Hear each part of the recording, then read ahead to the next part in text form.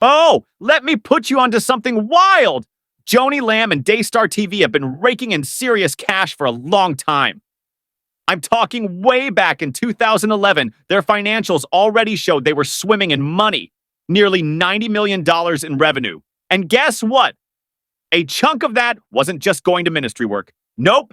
They were out here living it up with private jets and luxury mansions. Now, I get it. Big ministries bring in big donations. But when you see leaders flying high while preaching humility, it raises some eyebrows, you know? Makes you wonder how much of that cash is actually going into spreading the gospel versus funding a lavish lifestyle. Just something to think about. And it's not just old news. Daystar's money moves have continued to raise questions over the years. We're talking prime real estate, high-end travel, and a lifestyle that looks more like that of a celebrity than a servant of God. Now, of course, ministries need funding to operate, and no one expects church leaders to live in poverty. But when the donations from faithful viewers are fueling luxury living, people start asking, where's the line? It gets even messier when you remember that many of these donations come from everyday people who are giving sacrificially, believing they're supporting the spread of the gospel, not someone's extravagant lifestyle. And the kicker? Daystar has operated as a nonprofit, meaning all that tax-exempt money just keeps rolling in. At the end of the day, it leaves folks wondering how much of this is really about ministry and how much is just big business. Do you ever wonder where all that money goes? The money folks faithfully send to the Lord? Well, let's just say the Lord ain't flying commercial. We're talking about private jets, luxury cars, multi-million-dollar mansions, and ministry expenses that look a lot like five-star vacations. Meanwhile, the people giving their last dime are still struggling to pay rent. Something ain't adding up. Of course, not every church or pastor is living large, but some of these so-called men of God are out here treating tithes and offerings like a personal ATM. And that's why folks are asking, is it really about God or is it about the lifestyle? Oh, you won't believe this. Joni Lamb's salary just leaked, and let me tell you, it's wild. Sis is out here making $500 an hour. Yeah, you heard that right. $500 an hour.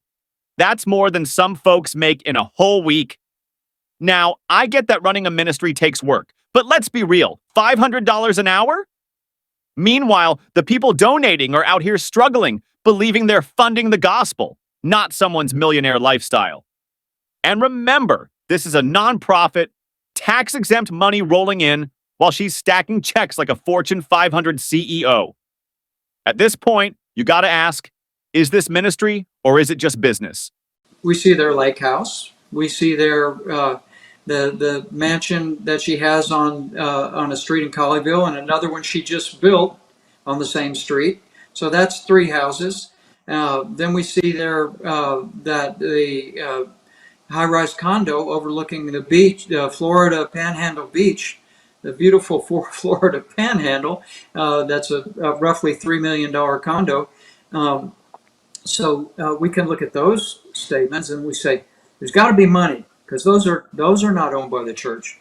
Those are owned privately, and we can look back at the 2010 records that were revealed by the intervener's motion and the judge's decision to unseal the records, and we see that she was getting a pretty nice housing allowance at the time. Housing allowances are tax-free income that were designed for poor pastors that lived in a house that wasn't owned by the church, so they could. A pastor might be making, $20,000, $30,000 a year, and how are they going to feed their family and still make a house payment? So the housing allowance was designed for people like that, not people that are wealthy. Oh boy, this Joni Lamb situation is wild. So, check this out.